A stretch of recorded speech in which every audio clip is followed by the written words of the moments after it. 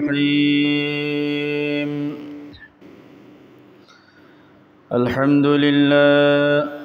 الحمد لله الذي كفى وسلام على عباده الذين اصطفى خاصة على حبيبنا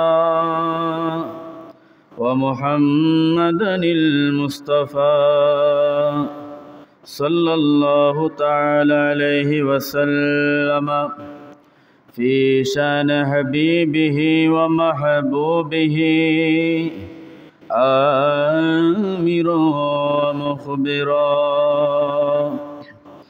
إن الله وملائكته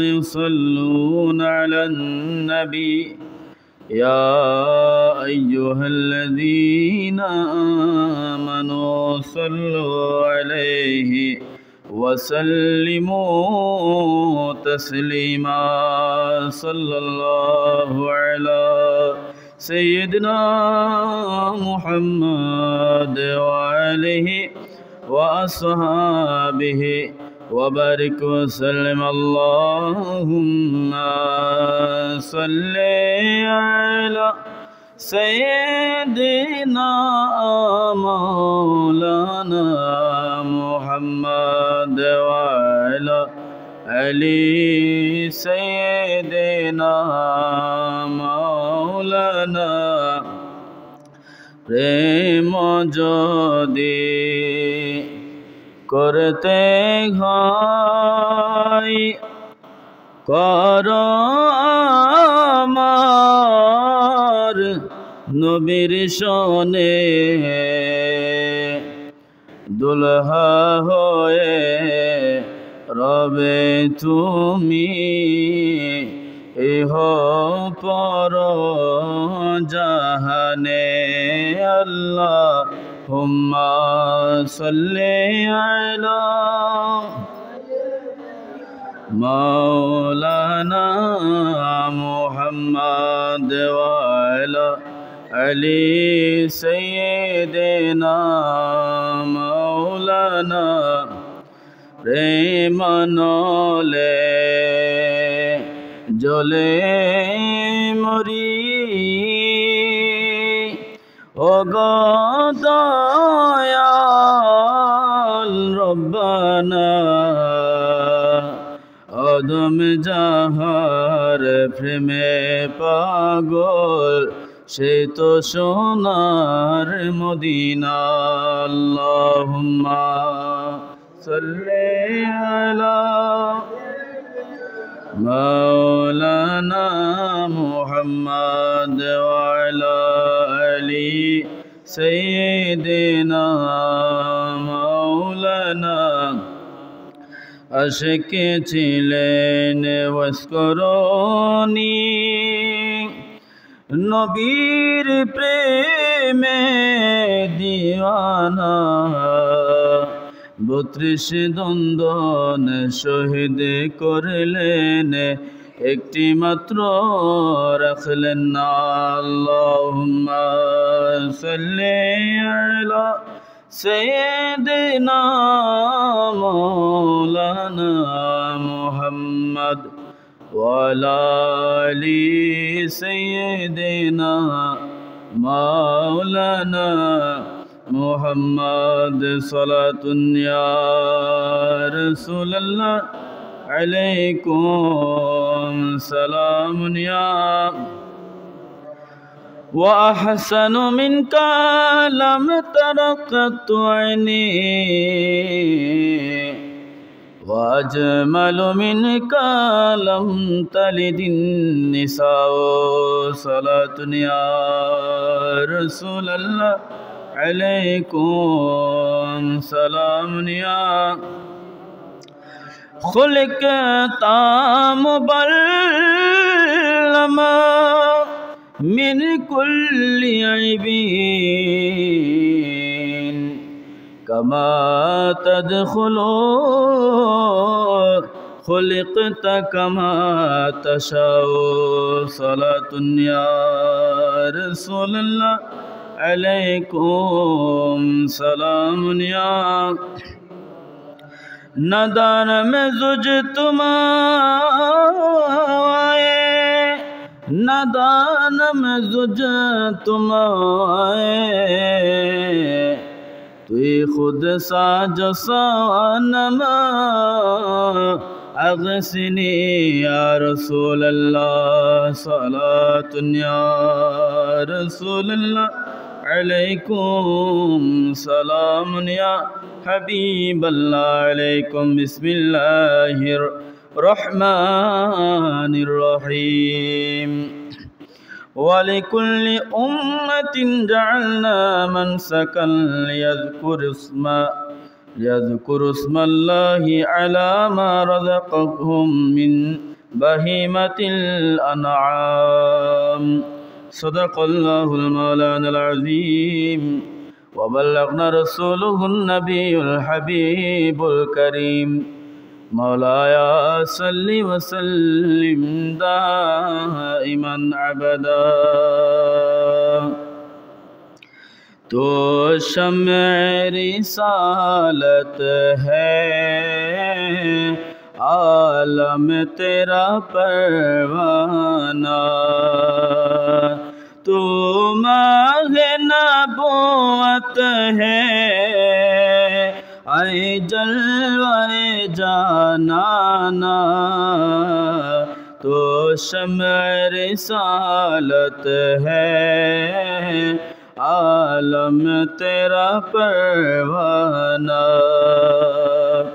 جو ساقی کوثر کے چہرے سے نقاب اٹھے آقا جو ساقی کوثر کے چہرے سے نقاب اٹھے ہر دل بنے میخانہ ہر آنکھ سے پیمانہ تو شمع رسالت ہے عالم تیرا پروانہ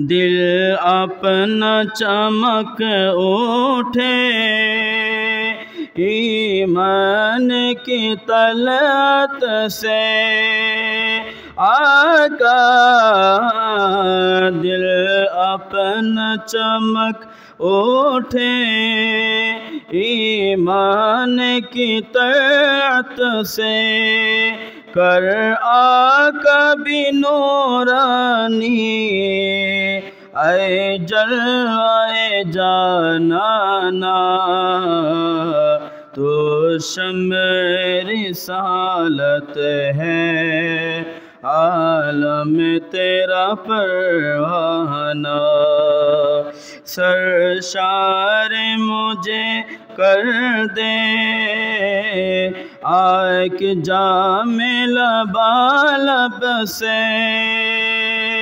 سرشار مجھے کر دے ایک جام لبالب سے آقا تحشر رہے ہیں ساکی آباد یہ میخانہ تو شمع رسالت ہے عالم تیرا پروانہ تو ماہ نبوت ہے اے جلوہ جانانا تو شمع رسالت ہے عالم تیرا پروانہ معزز محترم قابل احترام بزرگان دین اراکین مسجد مربین کرام سامعین اعظام برادران دین اسلام مائک کی آواز سنا پردہ نشین خواتین دین اسلام رحمانہ و رحمکم اللہ تعالی فی الدارین দোয়ার উদ্দেশ্যে আবার সালাম প্রেরণ করছি। আসসালামু আলাইকুম ওয়া রাহমাতুল্লাহি ওয়া বারাকাতুহু ওয়া মাগফিরাহ। আল্লাহ পাক জাল্লা শানুহুর দরবারে পাকের মধ্যে অসংখ্য অগণিত শুকর গুজার করছি যে রব্বুল আলামিন হাকিমুল হাকিমিন আজকে জুমার দিন মসজিদে এসে বসে ঈদুল আজহার আগের জুমার মধ্যে আমাদেরকে ইবাদত বন্দি করার, জুমার নামাজ পড়ার সুযোগ তৌফিক দান করেছেন। ওই রবের প্রতি শুকরিয়াতে সবাই উচ্চ আওয়াজে মন থেকে, দিল থেকে ভালোবাসা নিয়ে, মহব্বত নিয়ে বলি আলহামদুলিল্লাহ। অসংখ্য গণিত দুরুদ সালামের নাজরানা পেশ করছে আকে নামদার তাজদারে মদিনা, আমাদের আকা, আমাদের হাবিব, আমরা যে নবীর উম্মত, হাসরের ময়দানে কোটি কোটি গুনহেগার উম্মতদের পারকান্ডারি নবী, রহমতুল লিল আলামিন নবী, রহমতের নবী, নূরের নবী, দয়াল নবী মুহাম্মদুর রাসূলুল্লাহ সাল্লাল্লাহু তাআলা আলাইহি ওয়াসাল্লামের প্রতি। হাজরিন, পবিত্র কালামে পাক থেকে আমি একটা আয়াত করিমা তেলাওয়াত করেছি। রব্বুল আলামিন যদি তৌফিক দান করেন, আজ জিলহজ মাসের প্রথম জুমার মধ্যে এ আয়াতের আলোকে গুরুত্বপূর্ণ, তাৎপর্যপূর্ণ আলোচনা করার চেষ্টা করব। আল্লাহ পাক রব্বুল আলামিন প্রত্যেককে শুনে বাস্তব জীবনে আমাকে সহ আমল করার তৌফিক দান করুক, আমিন। আল্লাহ পাক রব্বুল আলামিন কুরআনুল কারীমের সূরা হজের 34 নম্বর আয়াতের মধ্যে ইরশাদ করেন, বিসমিল্লাহির রহমানির রহিম, ওয়ালিকুল্লি উম্মাতিন জাআলনা মানসাকান লিয়াযকুরিসমাল্লাহি। আল্লাহ বলছেন ওয়ালিকুল্লি উম্মাতিন জাআলনা মানসাকান, ওয়ালিকুল্লি উম্মাতিন, কুল্লি উম্মাতিন অর্থাৎ প্রত্যেক উম্মতকে, আদম সফিউল্লাহ আলাইহি ওয়াসাল্লাম থেকে শুরু করে মুহাম্মদুর রাসূলুল্লাহ সাল্লাল্লাহু তাআলা আলাইহি ওয়াসাল্লাম পর্যন্ত যত নবী রাসূলগণ দুনিয়ার জমিনের মধ্যে এসেছেন, আমার আল্লাহ বলেন ওয়ালিকুল্লি উম্মতিন অর্থাৎ প্রত্যেক নবীর উম্মতগণের উপরে জাআলনা মানসাকান, আমি কুরবানিকে নিয়ম করে দিয়েছি। আল্লাহ বললেন প্রত্যেক নবীর উম্মতের উপরে আমি কুরবানিকে নিয়ম করে দিয়েছি। লিয়াযকুরুসমাল্লাহি, কেন, যেন তারা আমি আল্লাহর জিকির করতে পারে, আলা মা রাযাকাহুম মিন বাহিমাতিল আনআম, ওই চতুষ্পদ জন্তুগুলাকে রাহে এলাহির মধ্যে কুরবানি দেওয়ার মাধ্যমে। আমার আল্লাহ বলছেন আদম থেকে এই পর্যন্ত যত নবী রাসূলগণের উম্মতগণ এসেছেন, প্রত্যেক নবী রাসূলের উম্মতের উপরে আমি আল্লাহ চতুষ্পদ জন্তুকে কুরবানি দেওয়াকে আমি ওয়াজিব করে দিয়েছি। সুবহানাল্লাহ। সুতরাং এই কুরবানি শুধু উম্মতে মুহাম্মদের জন্য প্রথম তা নয়, এই কুরবানি আদম আলাইহিস সালাতু ওয়াস সালাম থেকে শুরু করে অর্থাৎ পৃথিবীর শুরু থেকে শুরু করে এই পর্যন্ত যত নবী রাসূলগণ দুনিয়াতে এসেছেন, প্রত্যেক নবী রাসূলের উম্মতের উপরে আমাদের মতো ওয়াজিব ছিল। সুবহানাল্লাহ। এই কুরবানি নতুন কিছু নয়, এই কুরবানি সৃষ্টির শুরু থেকে হয়ে এসেছে। আদম আলাইহিস সালাতু ওয়াস সালাম, কুরবানি বলতে এটা নয় যে শুধু চতুষ্পদ জন্তু কুরবানি দেওয়া, এটা নয়। কুরবানি বলতে অনেক ধরনের কুরবানি রয়েছে, কিন্তু ঈদুল আজহার যে ওয়াজিব কুরবানি, এটা হচ্ছে চতুষ্পদ জন্তুকে কি দেওয়া, কুরবানি দেওয়া।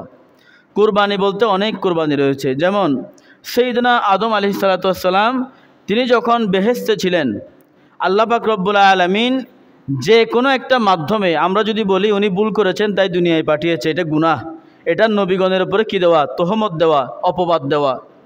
সুতরাং আমরা না বুঝে অনেকে বলে ফেলি আমাদের বাবা আদম ভুল করেছেন তাই আমরাও কি করি, ভুল করি। আবার অনেকে এটাও বলে ফেলি যে আমাদের শুরুই ভুলের মাধ্যমে তাই আমরাও কি করি।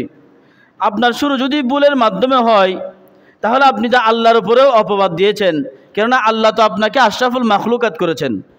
তো আপনার শুরু যদি ভুলের মাধ্যমে হয়তো তাহলে আল্লাহকে আপনাকে আশরাফুল মাখলুকাত বলতেন? আল্লাহকে এটা করতেন কখনো? এটা কখনো আল্লাহ করতেন না। আল্লাহ আপনাকে আশরাফুল মাখলুকাত এই জন্যই করেছেন, এই জন্যই বলেছেন, সৃষ্টির শ্রেষ্ঠ জীব আপনাকে আল্লাহ এই জন্যই বলেছেন, কেননা আপনি ওই জিনিসটার উপযুক্ত বিদায়। সুবহানাল্লাহ। আপনি আশরাফুল মাখলুকাত হওয়ার কি ছিলেন? উপযুক্ত ছিলেন, তাই আল্লাহ আপনাকে আশরাফুল মাখলুকাত বলেছেন। আপনি উপযুক্ত না হলে কি হবে? আপনি এখন বলছেন, হুজুর তো আমি তো গুনাহ করি, আমি তো আল্লাহর জিকির করি না, আমি তো অলস হয়ে বসে থাকি, তো আল্লাহ কেন বললেন?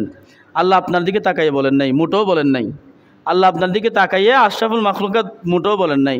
আল্লাহ তাদের দিকে তাকিয়ে আশরাফুল মাখলুকাত বলেছেন যারা নিজ ইচ্ছায় কোনো স্বার্থের কথা চিন্তা না করে যখন আল্লাহর জন্য, রাসূলের জন্য নিজের জানকে কুরবানি করার হুকুম এসেছে, তখন বিনা দ্বিধায় নিজের জানকে তরবারির সামনে এনে দিয়েছে এবং বলেছে, যাও আমার জান নিয়ে যাও, আল্লাহ এবং রাসূলের সাথে নিজামে এলাহির মধ্যে, রাহে এলাহির মধ্যে নিজেকে কুরবান করে দিয়েছি। সুবহানাল্লাহ। আমার আর আপনার দিকে তাকিয়ে দেয় নাই, তাদের দিকে তাকিয়ে দিয়েছে যারা কোনো স্বার্থ ছাড়া নিজেকে কুরবান করে দিয়েছে ইসলামের জন্য। তাদের দিকে তাকিয়ে আমার আল্লাহ আশরাফুল মাখলুকাত মানুষকে বলেছেন। হ্যাঁ, আবার আমি আর আপনি একসময় ভালো হব না, আমি আর আপনি আল্লাহর ওলি হব না, এটার কি গ্যারান্টি রয়েছে? কত কত শরাবিরা, কত কত মদখোর, গাদাখোর, কত কত পাপী শত শত মানুষকে হত্যা করেছে, এরকম ব্যক্তিও তওবা করার পর আল্লাহর ওলি হয়ে গিয়েছে। সুবহানাল্লাহ। তো আমি আর আপনিও তো হইতে পারি, আমি আর আপনিও তো হইতে পারি। একজন কাফের, বিধর্মী, আমরা তাকে বিধর্মী হিসেবে চিনি, তিনি আমাদের ধর্মের নয়, বলে বিধর্মী যিনি, তিনাকে তুমি কাফের বলিও না যতক্ষণ পর্যন্ত সে আল্লাহ এবং রাসূলের শানে গুস্তাখি করবে না প্রকাশ্যে। যদি আল্লাহ এবং রাসূলের শানে প্রকাশ্যে গুস্তাখি করে, অপবাদ দেয়, আল্লাহ এবং রাসূলের বিরুদ্ধাচরণ প্রকাশ্যে করে, তাহলে তুমি তাকে কি বলো? কাফের বলো। এর আগে সে কি? বিধর্মী। সে বিধর্মী, অর্থাৎ তোমার ধর্মের নয়। তার উপরে আঘাত হানা যাবে না, তার সাথে তর্ক বিতর্ক করা যাবে না, কেননা ইসলাম হচ্ছে সৌন্দর্যের ধর্ম, ইসলাম হচ্ছে সহমর্মিতার ধর্ম, ইসলাম হচ্ছে শান্তির ধর্ম। ইসলামের মধ্যে জঙ্গিবাদের কোনো স্থান নাই, উগ্রবাদের কোনো স্থান ইসলামের মধ্যে নাই, ইসলামের মধ্যে মারামারির কোনো স্থান নাই, ইসলামের মধ্যে সুন্দরভাবে বোঝানোর স্থান রয়েছে, ইসলামের মধ্যে সহমর্মিতা রয়েছে, ইসলামের মধ্যে আদেলের মাধ্যমে, ইনসাফের মাধ্যমে, ন্যায় বিচারের মাধ্যমে মানুষের মন জয় করা রয়েছে। বড় করে বলেন সুবহানাল্লাহ। আমার আপনার ধর্ম সবচাইতে শ্রেষ্ঠ ধর্ম, আমরা সবচাইতে শ্রেষ্ঠ ধর্মের মানুষ। হাজিরিন গ্রামী, তো বলছিলাম ওই বিধর্মী, উনি যিনি বিধর্মী, কাফের নন, উনি মৃত্যুর 1 সেকেন্ড আগেও কালমা পড়তে পারেন, কালমা পড়ে মুসলমান হইতে পারেন। মৃত্যুর 1 সেকেন্ড আগেও তিনি মুসলমান হিসেবে হয়ে তারপরে মৃত্যুবরণ করতে পারেন। তাই সব বিধর্মীকে কাফের কাফের কাফের বলা যাবে না। বিধর্মী, উনি বিধর্মী, উনি বিধর্মী। ওনার থেকে আপনি যতটুক তফাৎ আপনার ইসলাম, আপনার শরীয়ত আপনাকে রাখতে বলেছে, ততটুক তফাৎ আপনি রাখবেন। তিনি যে খাবার খায়, যেগুলো আপনার শরীয়তে হারাম, ওইগুলো আপনি খাবেন না। তার সাথে বন্ধুত্ব করবেন, কখন করবেন? যখন আপনার ইসলামের স্বার্থ রয়েছে বন্ধুত্বের মধ্যে, তখন আপনি তার সাথে কি করবেন? বন্ধুত্ব করবেন। পকেট বাড়ি করার জন্য একজন বিধর্মীর সাথে বন্ধুত্ব করা, এটা ইসলামের সাথে মুখালেফাত করার সমান। পকেট বাড়ি করার জন্য, ব্যবসা করার জন্য, হ্যাঁ করবেন, আপনার মুসলমান অনেক তিজার রয়েছে, অনেক ব্যবসায়ী রয়েছে, তাদের সাথে আপনি ব্যবসা করেন। আপনি শুধু শুধু তার সাথে ব্যবসা করে তাকে ধোঁকা দিবেন, তখন সে বলবে মুসলমানরা সবাই বাটফার, মুসলমানরা সবাই বাটফার, বাঙালিরা বাটফার, বাঙালিদেরকে বাটফার বলবে। তা আপনি একজনের জন্য সমস্ত বাঙালিকে হলো বাটফার, তার কাছে চিহ্নিত হলো। সুতরাং তার সাথে যদি ব্যবসা আপনি করেন, বাণিজ্য আপনি করেন, পাশাপাশি থাকেন, অবশ্যই করতে হয়, আপনি তাকে কখনও ধোঁকা দিবেন না ব্যবসার মধ্যে। তার সাথে আপনি সহমর্মিতার সাথে, আপনি তার সাথে ন্যায়ের সাথে ব্যবসা করবেন।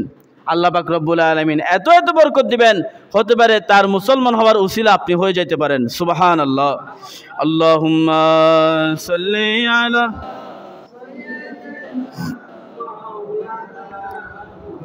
ওয়ালা আলি সাইয়্যিদিনা। আবার দেখেন কেউ শুনে ফেলবে, একটু বড় করে পড়েন, আল্লাহুম্মা সাল্লি আলা সাইয়্যিদিনা মাওলানা মুহাম্মদ ওয়া আলা আলি সাইয়্যিদিনা মাওলানা। আচ্ছা, ঈদুল আজহা অর্থাৎ কুরবানি করা। তাহলে কুরবানি এক ধরনের নয়। সাইয়েদনা আদম আলাইহিস সালাতু ওয়াস সালাম চাইলে আল্লাহর কাছে ক্ষমা চেয়ে বা আল্লাহ যে কোনো উসিলায় তাকে আবার জান্নাতে রেখে দিতে পারতেন, কিন্তু তিনি জান্নাতের সুখ এবং ভোগবিলাস ছেড়ে তিনি যে দুনিয়ার মধ্যে আদম জাতিকে পৃথিবীতে খলিফাতুল্লাহ আল্লাহর খলিফাগণকে পৃথিবীতে ছয় লাভ করার জন্য প্রতিষ্ঠা করার জন্য আল্লাহর হুকুমে এসেছেন জান্নাতের ভোগবিলাস ছেড়ে।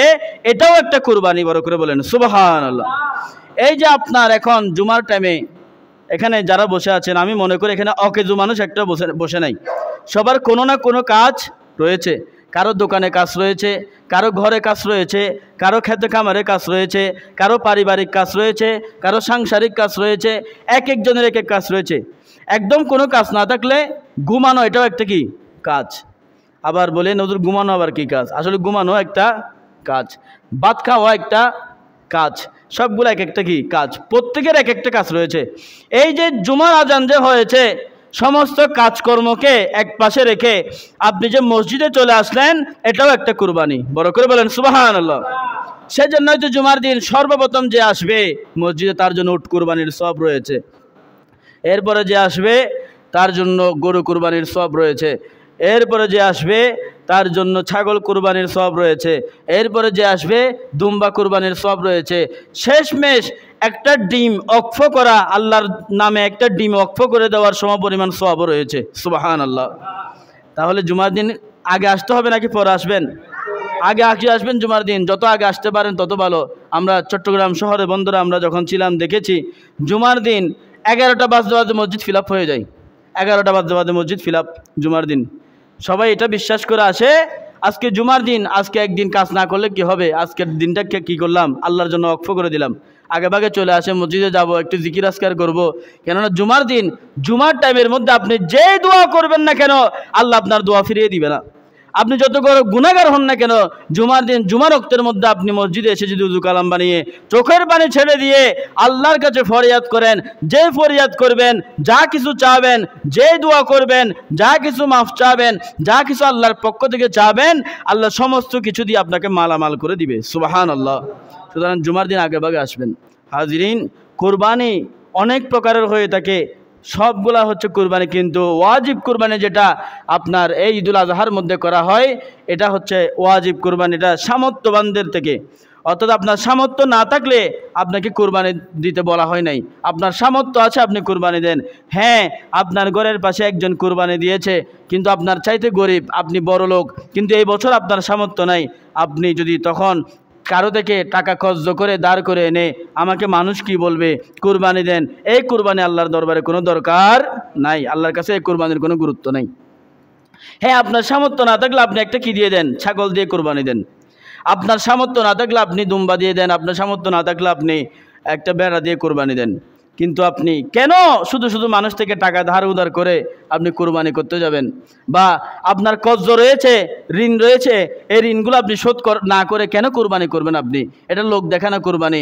এই কুরবানি যদি আমার কাছে এসে আমি ইমাম সাহেব, আমি আমার চোখের পানির দাম আল্লাহর কাছে বলে, একজন ইমাম যদি অন্তরে আঘাত পায় আল্লাহর আরশ পর্যন্ত কেঁপে ওঠে, আমিও যদি চোখের পানি ফেলে ফেলে আপনার জন্য দোয়া করি, আপনার কুরবানির জন্য আল্লাহ কুরবানি কবুল করবে না।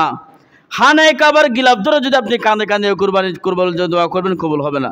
কেননা কুরবানি হচ্ছে সামর্থ্যবানের জন্য, যতটুকু সামর্থ্য ততটুকু দেন। হাজরিন, এখানে আসছে ইলামু আন্নাল উদহিয়াতা ওয়াজিবাতুন, ঈদুল আজহার কুরবানি ওয়াজিব আলা কুল্লি হুররিন মুসলিমিন মুকিমিন মুসিরিন, প্রত্যেক স্বাধীন সামর্থ্যবান মুসলমানের উপরে। যারা স্বাধীন, অর্থাৎ কুরবানি দিতে হলে আপনাকে স্বাধীন হইতে হবে, অর্থাৎ কারো গোলাম হওয়া যাবে না। আপনি কারো গোলাম, কারো অধীনস্থ গোলাম আপনি কুরবানি দিতে পারবেন না। কুরবানি দিতে হলে আপনাকে আগে কি হতে হবে? সামর্থ্যবান হতে হবে, স্বাধীন হতে হবে এবং একজন মুসলমান হতে হবে। সামর্থ্যবান, প্রথমে একজন মুসলমান, তারপরে স্বাধীন, এরপরে সামর্থ্যবান। প্রথমে আপনার একজন মুসলমান হতে হবে, এরপর আপনাকে সমস্ত কিছুর চাইতে স্বাধীন হতে হবে, সবার থেকে স্বাধীন হতে হবে। এরপর আপনাকে সামর্থ্যবান হইতে হবে। এই তিনটা গুণ যদি আপনার কাছে থাকে তাহলে আপনার কাছে কুরবানি ওয়াজিব। অন্যথায় আপনি যদি কুরবানি দেন আপনার কুরবানি কবুল করা হবে না। আর এটা তো ফরজও না, এই কুরবানি তো ফরজ না যে সবার দিতে হবে। আপনি বড় লোক কি হয়েছে, মানুষ আপনাকে অনেক বড় লোক জানে, তাই বলে কি আপনাকে কুরবানি দিতে হবে? এরকম কোনো কথা আছে? এরকম কোনো কথা নাই তো। আপনি বড় লোক কিন্তু এবছর আপনার সামর্থ্য নাই, বা ঋণ হয়ে গেছে আর কি, ব্যবসা করছেন বা ঋণ নিয়ে আপনি ব্যবসা করেছেন, আপনার উচিত আগে ঋণগুলো কি করেন, পরিশোধ করেন। কুরবানি আপনার উপরে ওয়াজিব নয়। হ্যাঁ, যদি আপনার এরকম মনে হয় যে আমার কিছু না কিছু করতে হবে যাতে আমার বাড়ির মধ্যে আমার বাচ্চারা রুটি খাইতে পারে গোস্ত দিয়ে, তাহলে আপনি একটা ছাগল আপনি এনে কি দিয়ে দেন, কুরবানি দিয়ে দেন। কবুল করবে কি করবে না এগুলো আল্লাহর ইচ্ছা, কিন্তু ধার উধার করে কি করা যাবে না, কুরবানি করা যাবে না। এটা হচ্ছে কুরবানির অবমাননা করা, কুরবানিকে ঠাট্টা বিদ্রুপে পরিণত করা। আবার অনেকে দেখা যায় কুরবানির গরু নিয়ে অনেক তামাশা করে। অমুকে এই 50,000 টাকা দিয়ে গরু কিনেছে, আমি কি তার থেকে ছোটো নাকি, আমি 60,000 টাকা দিয়ে গরু কিনবো। আবার অমুকে 1 লাখ টাকা দিয়ে গরু কিনেছে, আমি যদি মনে হয় 50,000 টাকা দিয়ে কিনি এলাকায় আমার মান সম্মান থাকবে না, আমি 2 লাখ টাকা দিয়ে কিনবো। এগুলা জিতাজিতি করা কুরবানির গরু নিয়ে, এই কুরবানিও আল্লাহর দরবারে কবুল হবে না। কুরবানির পশুকে ঠাট্টা বিদ্রুপে পরিণত করা যাবে না, কেননা কুরবানির পশু এটা ততক্ষণ পশু থাকে যতক্ষণ আপনি ক্রয় করবেন না। যখন এটা আপনি ক্রয় করে ফেলবেন আপনার হালাল টাকা দিয়ে, কি টাকা দিয়ে, হালাল টাকা দিয়ে, আপনার হালাল টাকা দিয়ে যখন আপনি কুরবানির পশুটা হাত থেকে ক্রয় করবেন, এটা আর পশু থাকবে না, এটার নাম হয়ে যাবে কুরবানির হাদিয়া। বলেন কুরবানির হাদিয়া। যারা কুরবানি করবেন, আমি জানি না এখানে কে কে কুরবানি করছেন, কিন্তু আলহামদুলিল্লাহ এখানে লাইভ চলছে, এখানে অনেক মানুষ এগুলো দেখবে। আমি এখানে এটা বলছি যে আমি গত বছরও দেখেছি আপনাদের এলাকার মধ্যে প্রায় মানুষ কুরবানি করেছেন, এবছর আশা করি করবেন। কিন্তু এটাকে আপনারা কুরবানির পশু, কুরবানির গরু এগুলো না বলে কি বলবেন, কুরবানির হাদিয়া। কি বলবেন, কুরবানির হাদিয়া। কেউ যদি জিজ্ঞেস করে আপনার কুরবানির গরুটা কত টাকা হয়েছে, আপনি কি বলবেন, ভাই এটা কুরবানির গরু না, এটা কুরবানির হাদিয়া। কেননা এটা আপনি মনে করতেছেন আপনি এটা কিনেছেন, এটা জবাই করবেন, এরপরে কুরবানি হবে। না না, আমার রাসূল বলছেন কোরবানির যে পশুটা কোরবানির হাট বাজার থেকে ক্রয় করা হয় বা গৃহস্থ থেকে ক্রয় করা হয় হালাল টাকার মাধ্যমে, এরপর যখন ক্রয় করা হয় ওই টাকাটা, হালাল টাকাটা যখন ওই গৃহস্থর কাছে দিয়ে দেওয়া হয়, ওই বিক্রেতার কাছে দিয়ে দেওয়া হয়, সাথে সাথে আল্লাহর দরবারে ওই কুরবানি কবুল হয়ে যায়। সুবহানাল্লাহ। আপনার কুরবানি তখন কবুল হয়ে গেছে, তো আপনি এটাকে গরু গরু বলতেছেন কেন? এটা তো আর গরু নাই, এটা তো কি হয়ে গেছে, হাদিয়া। এটা তো আর মহিষ নাই, এটা হাদিয়া হয়ে গেছে। সুতরাং আমরা এটাকে হাদিয়া না ভাবার কারণে আমাদের কোরবানিটা যথাযথ হচ্ছে না। মনে রাখবেন এটা ওয়াজিব। আপনি ফরজ তরক করে ফরজে কিফায়া আদায় করলে এটা নিছক হাসা এবং ঠাট্টা এবং বোকামি ছাড়া আর কিছুই নয়। মসজিদে জামাতে নামাজ চলছে, এটা মাসালা খেয়াল করেন, মসজিদে জামাতে নামাজ চলছে, বাইরে জানাজার নামাজ হচ্ছে। এখন আমি আপনাদেরকে প্রশ্ন করছি, আপনাদের একটা বিবেক রয়েছে, কোরআন কিতাব না পড়লে না পড়েন, কিন্তু মানুষের আইকিউটা হচ্ছে সবচেয়ে বড়। আমি আপনাদেরকে প্রশ্ন করছি, মসজিদে জামাতে নামাজ হচ্ছে, মসজিদের বাইরে জানাজার নামাজ হচ্ছে। এখন আমি আপনাকে অপশন দিলাম, আপনি কি জানাজা পড়তে আগে যাবেন নাকি ফরজ নামাজ আগে পড়বেন? তা আপনারা তো জানেন ফরজ আগে জানাজা পড়ে। কেন পড়ে? ওইটাও নামাজ এটাও নামাজ। পার্থক্য কি?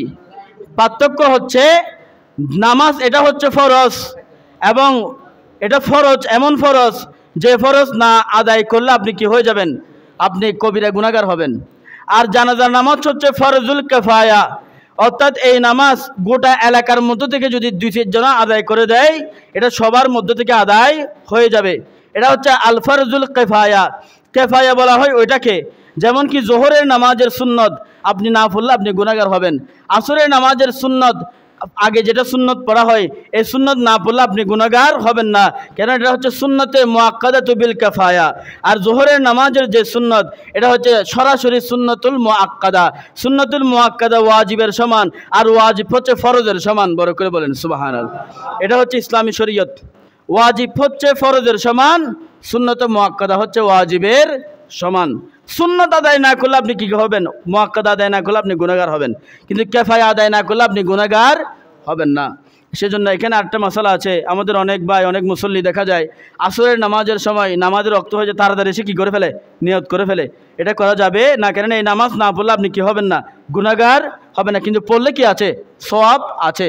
কিন্তু জোহরের নামাজের সুন্নত, আপনি এসছেন, আপনি দেখছেন এই নামাজের বাকি আর 3 মিনিট রয়েছে, 3 মিনিট পরে জামাতের কি দেওয়া হবে? একামত দেওয়া হবে। তখন আপনার উচিত হবে আগে এক পাশে করে মসজিদের এক পাশে গিয়ে ওই সুন্নতে মুআক্কাদার নিয়ত বেঁধে ফেলা। কেননা আপনি আপনার ইয়া আছে যে আপনি 1 রাকাত পরে হলেও জামাত কী পাবেন? জামাত পাবেন। কিন্তু আপনি যদি জামাতের পরে নামাজটা পড়েন, আপনি এই নামাজের সওয়াব জামাতের আগে পড়লে যেটা পাইতেন, জামাতের পরে পড়লে একই সওয়াব আপনি পাবেন না, সওয়াব কিছু কম হয়ে যাবে। সুতরাং আপনি কি করবেন? তখন নিয়ত করে ফেলবেন। আবার ফজরের নামাজের সময় একই, আপনি যদি দেখেন এসে আপনি 1 মিনিট পরে বা 1 রাকাত পরে হলেও কী পাবেন? ফজরের জামাত আপনি পাবেন। তখন আপনি মসজিদের এক পাশে দাঁড়াইয়া ফজরের নামাজের আগে, সুন্নতের আগে কী করে ফেলবেন? নিয়ত করে ফেলবেন। আরেকটা বিষয়, এটা আরও সহজের জন্য বলে দেয়। জোহরের নামাজ ফজরের নামাজের আগের সুন্নত, জোহরের নামাজের আগের সুন্নত, এবং প্রত্যেকটা নামাজের পরে যে 2 রাকাত সুন্নত পড়া হয়, এই সমস্ত সুন্নত হচ্ছে সুন্নতে মুআক্কাদা। এগুলো না পড়লে কি হবেন? গুনাহগার হবেন। আর আসরের নামাজের আগের সুন্নত এবং এশারের নামাজের আগের সুন্নত, এগুলো হচ্ছে সুন্নতে মুআক্কাদা বিল কিফায়া। এই নামাজ পড়লে আপনি সওয়াব পাবেন, না পড়লে আপনি গুনাহগার হবেন না। আল্লাহ পাক রব্বুল আলামিন প্রত্যেককে সঠিক বুঝদান করুক, সবাই বলুন আমিন। আল্লাহুম্মা সাল্লি আলা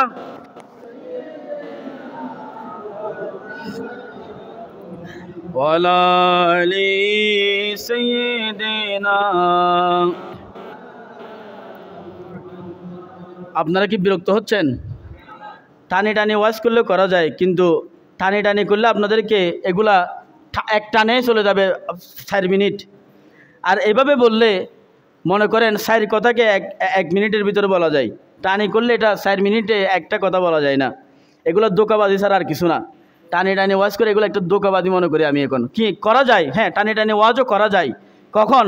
যখন আপনার সময় রয়েছে মাহফিলের মধ্যে, মিলাদুন্নবীর মাহফিলের মধ্যে, কারবালার মাহফিলের মধ্যে, তারপরে মনে করেন এই জুমার মধ্যে যদি আধা ঘন্টা সময় থাকে, তখন আপনি টানি টানি কী করতে পারছেন? ওয়াজ করতে পারছেন। কেননা টানি টানি ওয়াজও কি আছে? দরকার আছে। টানে ওয়াজ করলে মানুষের অন্তর কি হয়? নরম হয়। কিন্তু এটা কি সময় সাপেক্ষে। যখন দেখছেন আপনার সময় শর্ট, তখন আপনি টানে টানে ওয়াজ করাটা একটা বোকামি। আল্লাহ পাক রব্বুল আলামিন বোঝার তৌফিক দান করুক। মন থেকে আল্লাহ এবং রাসূলের ভালোবাসা নিয়ে, আল্লাহ এবং রাসূলের সাথে, আল্লাহ এবং রাসূলকে খুশি করার জন্য বড় বড় করে দরুদ শরীফ পড়েন। আল্লাহুম্মা সাল্লি আলা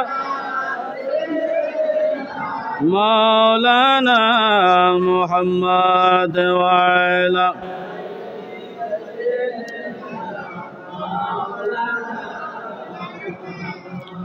কোরবানি কাদের জন্য ওয়াজিব? কাদের উপরে ওয়াজিব? বলছে ওয়াজিবাতুন, ওয়াজিব কোরবানি হচ্ছে আলা কুল্লি হুররিম মুসলিমিন, প্রত্যেক স্বাধীন মুসলিম, মুকিমিন, স্থায়ী বসবাসকারী, অর্থাৎ বারাটি নয়, স্থায়ী বসবাসকারী, মুসিরিন সামর্থ্যবান, মুকিমিন মুসিরিন স্থায়ী বসবাসকারী সামর্থ্যবান স্বাধীন মুসলমানের উপরে কোরবানি কি ওয়াজিব। অস্থায়ী এই নয় আমি আজকে আছি কালকে যাবোগা, আজকে আছি কালকে, বা এটা আমার এলাকা না, আমি এখানে কিছুক্ষণ আছি, অর্থাৎ মুসাফিরের উপরে কোরবানি ওয়াজিব নয়। আবার এটা বলতে এই নয় যে মানুষ একটা বছরকে বছর এক জায়গায় থাকছে, উনি কোরবানি দিলে এটা হবে না, এরকম নয়। উনি অর্থাৎ মুসাফির যেটা এখানে 3 দিন থাকবে, উনি এখানে কদিন থাকবে? 3 দিন থাকবে, বা মুসাফির এখানে কিছুক্ষণ থাকবে, ওনার উপরে কোরবানি ওয়াজিব নয়। কোরবানি তার উপরে ওয়াজিব যিনি এখানে স্থায়ী বসবাসকারী, এবং যিনি এখানে স্থায়ী বসবাসকারী স্বাধীন মুসলমান এবং তার সামর্থ্য রয়েছে, তার উপরে কোরবানি ওয়াজিব। কোন পশু কোরবানি ওয়াজিব? ওয়াহিয়া ইরাকাতুদ্দামি বিযিবিহিল হাইওয়ানি সানিয়িল আহলি মিনাশ শাতি ওয়াল কাবশি ওয়াদ-দান্নি ওয়াল বাকরি, প্রত্যেক গৃহপালিত পশুর ক্ষেত্রে 1 বছর বয়সের ছাগল, অর্থাৎ ছাগল হলে কমপক্ষে 1 বছর বয়স হতে হবে। বেড়া ও দুব্বা হলে তাদের উপরেও 1 বছর বয়স হতে হবে। ছাগল, বেড়া, দুম্বা কয় বছর বয়স? কমপক্ষে 1 বছর বয়স হতে হবে। গরু এবং মহিষের ক্ষেত্রে 2 বছর বয়স হতে হবে। গরু এবং মহিষের ক্ষেত্রে কমপক্ষে 2 বছর বয়স হতে হবে।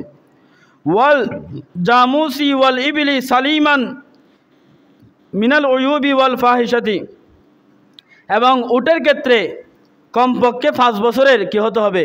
বয়স হতে হবে। উটের বয়স কমপক্ষে 5 বছর হতে হবে। ছাগল, বেড়া, দুম্বা কমপক্ষে 1 বছর। গরু মহিষ কমপক্ষে 2 বছর।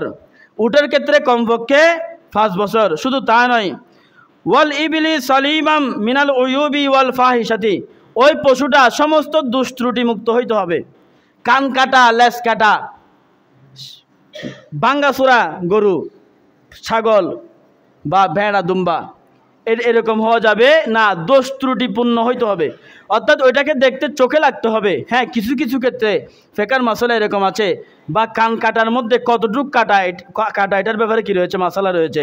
শিং ভাঙার মধ্যে কতটুক শিং ভাঙা হলে ওই গরু বা ওই ছাগল হবে, এটার মধ্যে আলাদা কি রয়েছে, মাসালা রয়েছে। সুতরাং আপনাদেরকে বলবো, আমি যেহেতু আছি, সময় যেহেতু কম, এটা বেশিক্ষণ আলোচনা করা যাবে। আমি যেহেতু আছি, আপনারা আমার কাছে এসে কী করবেন, যদি কারো গরু শিং ভাঙা থাকে, কান কাটা থাকে, আমার কাছে এসে মাসালা আপনারা জেনে নেবেন। সময় কম, আর বাকিটা কোরবানির দিন ইনশাল্লাহ আলোচনা হবে। আর আপনারা যারা কোরবানি, আখেরি কথা, কোরবানি যারা করতেছেন, এই কোরবানির পশুটা একটু মোটা তাজা, দেখতে চোখে লাগে মতো এরকম পশু আপনারা ক্রয় করবেন। এবং এটা ক্রয় করার পর এটাকে আপনারা কি বলবেন, হাদিয়া বলবেন, কোরবানির হাদিয়া বলবেন। কারোর সাথে কেউ জিতাজিতি করবেন না, বাদাবাদি লাগাবেন না কোরবানির পশু নিয়ে। আর যারা কোরবানির পশু ক্রয় করবেন, যাদের ঋণ রয়েছে, কর্জবীর্য রয়েছে, আর দয়া করে আপনারা কোরবানি করবেন না, আপনারা আগে কর্জবীর্য পরিশোধ করবেন। এবং যদি করেনও আপনারা ছোটোখাটোর মাধ্যমে করবেন, কারো থেকে ধার দেনা করে আপনারা করবেন না। আল্লাহ পাক রব্বুল আলামিন প্রত্যেক সামর্থ্যবান মুকিম মুসলিমকে আল্লাহ কোরবানি করার তৌফিক দান করুক। সবাই বলেন আমিন। ওয়া আখিরু দাওয়ানা আলহামদুলিল্লাহি রাব্বিল আলামিন ওয়া মা তাওফিক ইল্লা বিল্লাহ। আসসালামু আলাইকুম ওয়া রাহমাতুল্লাহি ওয়া বারাকাতুহু। যারা সুন্নাত পড়েন নাই, 4 রাকাত কবুল জুমার সুন্নাত আদায় করে নেন।